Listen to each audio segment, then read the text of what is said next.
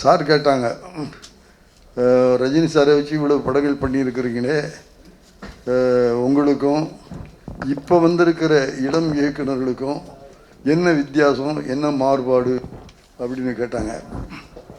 அந்த விஷயத்தில் ஒரே விஷயந்தான் சொல்ல ஆசைப்படுறேன். டெக்னிக்கலி நாங்கள் பண்ண படங்களில் ரஜினி சாருக்கு நான் 25 படம் பண்ணியிருக்கிறேன்னா 25 படம் இல்லை, ரஜினிக்கு கொடுக்கப்பட்ட 25 கதாபாத்திரங்கள் அப்படிங்கிறத உங்கள் மத்தியில் பதிவு செய்தால் ஒவ்வொரு படமும் ஒவ்வொரு வித்தியாசமான கேரக்டர்ஸ். இப்போ நீங்கள் சொன்ன மாதிரி 6லிருந்து 60 வரை, எங்கேயே கேட்ட குரல், இதெல்லாம் சென்டிமெண்ட், முழுக்க முழுக்க சென்டிமெண்ட்டாக எடுத்த படம்.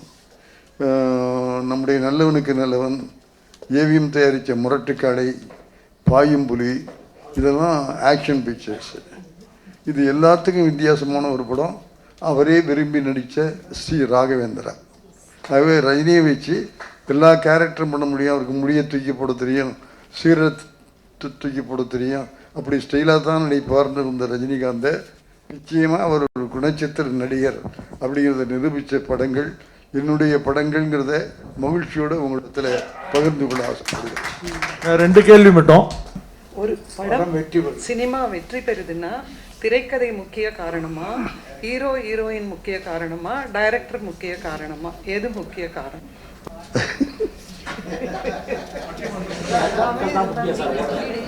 இது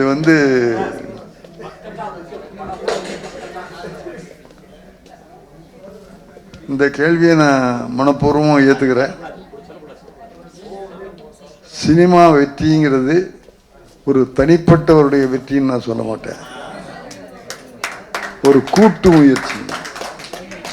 சினிமா எடுக்க, ஒரு படம் எடுக்கிறதுக்கு 23 துறைகள் வேணும். 23 துறைகள் இருந்தால் தான் ஒரு படம் கொண்டு வர முடியும். ஆகவே 23 டெக்னீஷியன்ஸும் சிறப்பாக இருந்தால் தான், சிறப்பாக வேலை செஞ்சால் தான் படம் நல்லா வரும். ஆகவே கதையா, திரைக்கதையா, நடிகரா அப்படின்னு சொல்கிறத விட எங்கள் செட்டியார் ஏவிஎம் அவர்கள் சொன்ன கருத்து, சப்ஜெக்ட் முக்கியம். நாங்கள் போய் நல்ல நாள் பூஜை போடலாமோ, நல்ல நாள் வரும், ஸ்கிரிப்ட் எங்கேன்னு கேட்பார். சார் ஸ்கிரிப்ட் ரெடி ஆகிட்டுருக்கு, இன்னும் ஒரு வாரத்தில் நீங்கள் ரெடி பண்ணி ஸ்கிரிப்டை கொண்டாந்து என்கிட்ட படித்து காமிங்க, அதுக்கு பிறகு ஷூட்டிங் வச்சுக்கலான்னு சொல்லுவார். அது மொத்தம் ஃபஸ்ட்டு ஸ்கிரிப்ட் முக்கியம். கதை, திரைக்கதை, வசனம், அதுதான் பேஸ், அதுதான் அடிப்படை, அதுதான் அஸ்திவாரம். அது சரியாக இருந்தால் பாக்கியெல்லாம் சரியாக இருக்கும், பாக்கியெல்லாம் சரி பண்ண முடியும். ஆகவே கதை, திரைக்கதை, வசனம் திரை உலகத்தில் முக்கியமான அடிப்படைங்கிறத உங்கள் எல்லார்ட்டையும் நான் பகிர்ந்து கொள்ள ஆசைப்படுகிறேன். அப்புறம் அடுத்து நடிகர் நடிகை முக்கியமாக என்னன்னு கேட்குறீங்க. உங்கள் எல்லாருக்குமே சொல்லிக்கொள்ள ஆசைப்படுகிறேன்.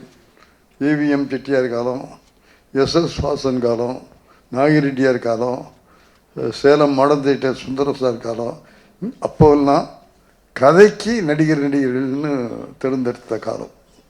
இந்த கதைக்கு இவர் தான் சரியாக இருப்பார், இந்த கதைக்கு இவர் தான் சரியாக இருப்பார் அப்படின்னு முடிவு பண்ணி கதைக்கு ஏற்ற நடிகர்களை போட்ட காலம் உண்டு.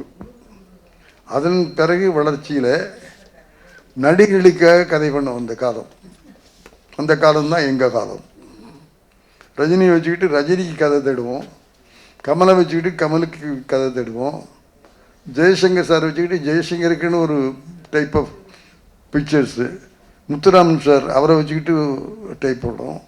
அப்புறம் எம்ஜிஆர், சிவாஜி, இவங்க எல்லாருக்கும் என்னென்ன கதை சரியாக இருக்கும் அப்படின்னு சொல்லி நடிகர்களுக்கு கதை தேடணும். எது சரின்னு கேட்டிங்கன்னா கதைக்கு நடிகர்கள் தேடுவது தான் சரியான ஒரு முறை.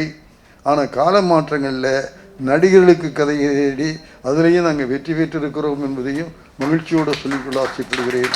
ஆகவே கதைக்கு நடிகராகவும் நடிகருக்கு கதையாகவும் இரண்டுமே வெற்றி பெறக்கூடியது தான் ஒழுங்காக எடுக்கப்பட்டார். இப்படி உட்கார்ந்து இப்படி ஒரு எளிமையாக இருக்கக்கூடிய அந்த ஒரு பண்பு. கம்பன் விழாலெல்லாம் பார்த்தோம்னா உட்கார்ந்து பேக்ட்ராப் போடுறதுலேருந்து சீட்டிங் அரேஞ்ச்மெண்ட்லேருந்து ஸ்டுடியோவில் எப்படி செட்டிங் போடுறதுக்கெல்லாம் ஒரு டைரக்டர் வந்து கேர் எடுப்பாரோ அப்படி ஒரு எளிமையாக, அப்படி சாப்பாட்டுக்கு கூட அங்கே அடிச்சிட்டு இருப்பாங்க, எல்லாரும் போய்கிட்டு இருப்பாங்க, ஆனால் இவர் போக மாட்டார். அந்த பணியை முடித்த பிறகு தான் அந்த சாப்பாடுக்கு கூட போவார். இப்படி ஒரு பணியை நீங்கள் செய்யவும், இலக்கிய ஆர்வம், இலக்கிய கூட்டங்களில் கலந்து கொள்ளவும், இந்த வயதில் இப்படி நீங்க எல்லாரையும் ஊக்கப்படுத்தவும் எப்படி முடிகிறதுன்றதை நாங்கள்லாம் தெரிஞ்சுக்க விரும்புகிறோம்ப்பா.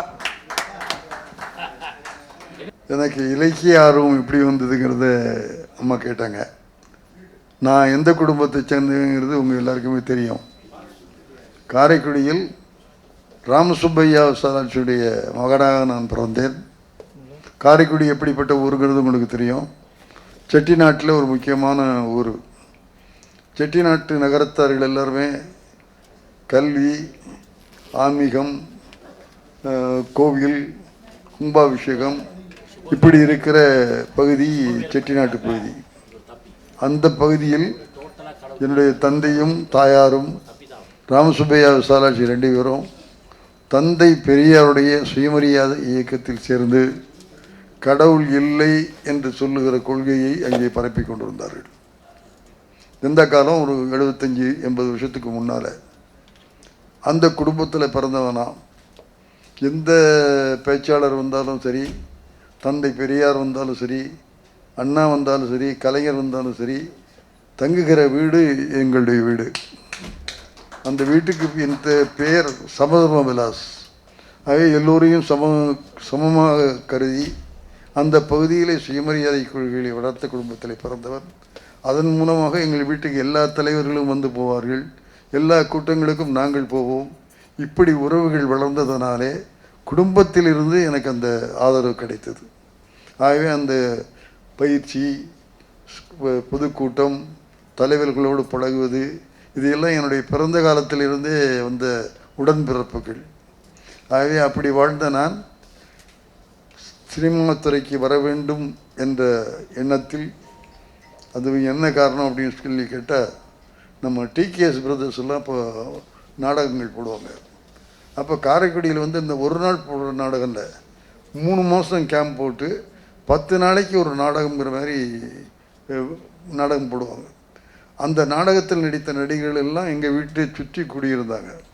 அவங்க எங்கள் அப்பாவை பார்த்து சாயந்தரம் பேசிட்டு அதுக்கு பிறகு தான் நாடகத்துக்கு போவாங்க. அந்த நாடகத்துக்கு போகும்போது, தம்பி நாடகம் பார்க்க வரியான்னு என்னை கூப்பிட்டு போடுவாங்க. அப்படி போய் நாடகம் டிகேஎஸ் பிரதர்ஸ் நாடகத்தை பார்க்க பார்க்க எனக்கு அதில் ஒரு விருப்பம் ஏற்பட்டது. நடிப்பு, கலை, செட்டு அதெல்லாம் பார்த்து இது நல்ல தொழிலாக இருக்கே அப்படிங்கிற மாதிரி ஒரு ஆர்வம். அது நாடகம் பார்க்குறதே எனக்கு ஒரு பொழுதுபோக்குங்கிற மாதிரி, இன்றைக்கும் நாடகம் பார்க்குறது ஒரு பொழுதுபோக்கு. அது மாதிரி போயிட்டுருக்கும். அந்த சமயத்தில் தான் கலைஞருடைய வசனத்தில் அண்ணன் நடிகர் திலகம் நடித்து வந்த படம் பராசக்தி. அதை நான் எத்தனை தடவை பார்த்துருப்பேன்னு தெரியாது. அந்த பராசக்தி வசனத்தை பள்ளியில் நடித்து காட்டி அந்த பசங்கள்லாம் கைதட்டி என்னை பாராட்டிய போது எனக்கு ஒரு ஊக்கம் வந்தது. இது மாதிரி நம்ம சினிமாவில் போய் சேரணும், இந்த மாதிரி கைதிட்டு வாங்கணும் அப்படின்னு ஒரு எண்ணம் உள்ளே வந்ததுலேருந்து சினிமாவில் சம்மந்தப்பட்டு சினிமாவில் சேரணுங்கிற ஒரு எண்ணம் இருந்தது. நான் படித்தது தேவகோட்டை ராம்நகரில் டிபிரிட் ஹை ஸ்கூல்னு ஒரு ஸ்கூல். அதனுடைய சுப்பீரியர் ஏ மச்சோடான்னு ஒரு சுப்பீரியர் இருந்தார். அவர் ஒரு நாள் எங்கள் வகுப்பில் பாடம் நடத்தும்போது ஒவ்வொரு மாணவனையும் பார்த்து என்ன ஆகணும்னு கேட்டார். ஒரு பையன் ஒன்று சொன்னான், கலெக்டர்னா, ஒருத்தன் இன்ஜினியர்னா, ஒருத்தன் பேங்க்கு போகிறேன்னு சொல்லி சொன்னான். இப்படி ஒருத்தராக சொல்லிகிட்டு இருக்கும்போது நான் பேசாமல் இருந்தேன். என்ன முத்துராமன் எல்லாரும் சொல்லிட்டாங்க, நீ என்ன ஆக போகிறேன்னு கேட்டார். சார் என்ன சொல்லு, நான் சினிமாக்காரன் ஆகணும்னு. என்ன சொன்னேன், சினிமாக்காரன் ஆகணும். அப்படியா, எவான்னாரு. சரி உதைக்க போகிறாருன்னு போனேன். அவர் கிட்டக்க போய் நின்னேன். என்னை அவர் உதைக்கலை, என்னை தட்டி கொடுத்து உனக்கு கலை ஆர்வம் இருக்கான்னு கேட்டார். ஆமாம் சார்னு. இன்னையிலிருந்து பள்ளியில் நடக்கிற எல்லா கலை நிகழ்ச்சியிலையும் உன்னை பங்கு பெற வைக்கிறேன். ஆகவே உன்னுடைய எண்ணத்தை வெற்றி பெற வைக்கிறதுக்கு இந்த பள்ளி துணையாக இருக்குன்னு இதை வாழ்த்தியவர் அந்த ரெவரண்ட் ஃபாதர் மச்சோடா. இதை ஏன் சொல்கிறேன் அப்படின்னு சொல்லிட்டேன்னா, அந்த பிள்ளைகளுக்கு, அந்த மாணவர்களுக்கு எதில் விருப்பம் இருக்கோ அந்த துறையில் சேர்ந்து அவர்கள் படிப்பார்களே ஆனால் அதில் நிச்சயமாக வெற்றி பெற முடியும். ஆகவே தான் பெற்றோர்களையும் ஆசிரியர்களையும் கேட்டுக்கொள்ள ஆசைப்படுவது, தயவு செஞ்சு உங்கள் விருப்பத்துக்கு டாக்டராக படி, இன்ஜினியர் படின்னு தொல்லை பண்ணாதீங்க. அவனுக்கு என்ன விருப்பம் இருக்கோ அதில் தேர்ந்து படிக்க வச்சிங்கன்னா நிச்சயமாக வெற்றி பெற முடியும் அப்படிங்கிறத உங்கள்கிட்ட சொல்லி, அதுக்கு சாட்சி வேறு யாருமே வேண்டாம், நான். என்ன கஷ்டம் வந்தாலும் என்ன வந்தாலும் சரி, நான் சினிமாக்காரன் தான் ஆவேன்னு சொல்லிட்டு கவியரசரோடு போய் 2 ஆண்டுகள் பணியாற்றிட்டு, அதுக்கு பிறகு ஏவிஎம் ஸ்டுடியோவில் தாய் வீடு மாதிரி அதுதான். அப்போ தான் இன்ஸ்டியூட்டில் இல்லை, அதுதான் இன்ஸ்டியூட். அதை நாங்கள் திரையுலகத்தினுடைய பல்கலைக்கழகம்னு சொல்லுவோம். அந்த பல்கலைக்கழகத்தினுடைய வேந்தர் ஏவி மெய்யப்ப செட்டியார், அவருடைய பிள்ளைகள் முருகன், குமரன், சரவணன், பாலு எல்லாமே துணைவேந்தர்கள். அங்கே வந்த இயக்குநர்கள் எல்லாம் உண்மையாகவே சிறந்த பேராசிரியர்கள். ஆகவே அப்படிப்பட்ட அந்த பல்கலைக்கழகத்தில் படித்ததுனால தான் நான் இன்றைக்கி இவ்வளோ படங்களை பண்ணியிருக்கேன் அப்படின்னு சொல்ல முடிஞ்சுது. ஆகவே அங்கே தான் பயிற்சி எங்களுக்கு கிடைச்சதுங்கிறத உங்களிடத்தில் நான் பகிர்ந்து ஆசைப்படுகிறேன். என்னுடைய பெயர் சேது மாதவன். நீங்கள் மிகச்சிறந்த குடும்ப படங்களை கொடுத்துருக்கீங்க. அதே மாதிரி ஆன்மீக படமான ராகவேந்திரர் கொடுத்துருக்கீங்க. நடிகர் திலகத்தை வச்சு கவரிமான்னு ஒரு காவியமான படம் கொடுத்தீங்க. அதை பற்றி உங்களுடைய கருத்துக்களை. அண்ணன் நடிகர் திலகம் சிவாஜி அவர்கள் நடித்த பராசக்தி படத்தை பார்த்து தான் நான் மட்டுமில்லை, பல ஆயிரம் இளைஞர்கள் இந்த சினிமாவுக்கு வந்தாங்கன்னா அது பராசக்தி கலைஞருடைய வசனமும் நடிகர் திலகங்களுடைய நடிப்பும் தான் காரணங்கிறத என்ன உதாரணமாக வச்சே சொல்லலாம். அப்படிப்பட்ட சிவாஜி அவர்களை இயக்குகிற வாக்கு நான் இயக்குனரான பிறகு கிடைத்தது. அண்ணன் நடிகர் திலகம் அவர்களை வைத்து 3 படங்களை நான் இயக்கினேன் என்பதை மகிழ்ச்சியோடும் பெருமையோடும் சொல்லிக்கொள்ள ஆசைப்படுகிறேன். ரிஷிமூலம் அப்படிங்கிற ஒரு படம், கவரிமான்கிற ஒரு படம், வெற்றிக்கு ஒருவன்கிற ஒரு படம். ஆக 3 படங்களை நான் இயக்கி இருக்கிறேன். அண்ணன் சிவாஜி கணேசனோடு டைரக்டராக வேலை செஞ்சிருக்கிறேன் என்பதை மகிழ்ச்சியோடு சொல்லிக்கொள்ள ஆசைப்படுகிறேன். நடிகர் திலகத்தை பொறுத்தளவு நடிப்பு அப்படின்னா அவர் மாதிரி ஒரு எக்ஸ்ப்ரெஷன் கொடுக்குறது, அந்த கேரக்டரை மாறுறது, மேக்கப் ரூமுக்கு போகிறது வரலும் தான் விசி கணேசன். இவன் மேக்கப் ரூமுக்கு போட்டு மேக்கப் போட்டு ட்ரெஸ் போட்டு செட்டுக்கு வந்துட்டாருன்னா அவர் என்ன கேரக்டர் அந்த கேரக்டர் தான். கட்டபொம்முன்னா கட்டபொம்மன் தான், பாபுன்னா பாபு தான். ஆகவே அந்த மற்றவங்களோட பேசுகிறது கூட அதிகமாக பேச மாட்டார். இன்னொரு விஷயம், டைலாக்கை வாங்கி எல்லோரும் மனப்பாடம் பண்ணுவாங்க. இவர் டைலாக் பேப்பரே வாங்கிக்க மாட்டார். முத்து படி அப்படிம்பார். நான் டைலாக்கை ஃபுல்லாக படிப்பேன். இப்போ என்ன செய்ய போகிறேன், இதிலேருந்து இந்த வெறும் ஷார்ட் எடுக்க போகிறேன், அது இன்னொரு தடவை சொல்லு, சரி நான் இன்னொரு தடவை சொல்லுவேன், சரி சரி சரி அப்படின்னு கேட்டுக்குவார். சரி கேட்டாருன்னு சொல்லிட்டு நான் வேலைக்கு போயிட்டு திரும்பி பார்ப்பேன். திரும்பி பார்த்தா அவ்வளவு சிறந்த நடிகர் நான் சொல்லிட்டு வந்த வசனத்தை வாய்க்குள்ளே முணுமுணுத்துக்கிட்டு இருப்பார். அப்படி முணுமுணுப்பார். அப்புறம் கொஞ்சம் நேரம் பார்த்தா அவரே அதை அழிச்சிடுவார். அழிச்சிட்டு வேறு மாதிரி சொல்லி பார்ப்பார். இப்படி 2-3 தடவை சொல்லி பார்த்துட்டு முத்து இங்கே வாம்பார். என்னென்ன நீ சொன்னிய அந்த வசனத்தை நான் 2 விதமாக நடித்து காட்டுறேன். அண்ணே என்னென்ன நீங்கள் போய் என்கிட்ட இந்த படத்துக்கு டைரக்டரு என்கிட்ட என்ன வேலை வாங்கணுமோ அந்த வேலை வாங்கு, நான் இப்போ 2 விதமாக சொல்கிறேன், எது நல்லா இருக்குன்னு சொல்லிட்டு அந்த வசனத்தை 2 விதமாக சொல்லி 2 விதமாக நடித்து காட்டுவார். அண்ணே 2வது செஞ்சு சரியா இருக்குண்ணே, நானும் அதான் நினைச்சேன், ஓகே. அது மாதிரி நான் ஜூனியர், எங்கிட்ட 2 விதமாக நடித்து காட்டி என்ன வேணும்னு கேட்பார். என்னென்ன நீங்கள் போய் நீ டைரக்டர் உனக்கு என்ன வேணுமோ அதை வாங்கிக்கன்னு சொன்ன நடிகர் திலகம் சிவாஜி.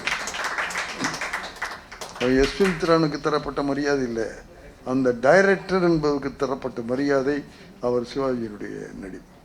ஆகவே நடிப்பை பொறுத்தளவு அன்னைக்கும் சரி இன்றைக்கும் சரி கிமு கிபின்னு சொல்கிற மாதிரி சிவாஜிக்கு பின்னாலே சிவாஜிக்கு முன்னாலே என்றுதான் சரித்திரம் எழுதப்படும்.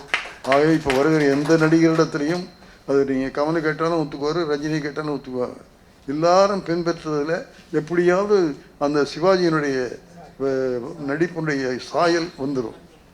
அது கமலை ஒத்துக்குவார், தான் அந்த சீனை பார்த்து தான் பண்ணேன்பார். ஆகவே இப்போ நடிக்கணும்னு சொல்லிக்கிட்டு இருக்கிற அந்த இளைஞர்களுக்கும் அந்த இன்ஸ்டியூட்டுக்கு நான் சொல்லிக் கொடுப்பது அதிகமாக பயிற்சி கொடுக்கணுங்கிற அவசியமே இல்லை.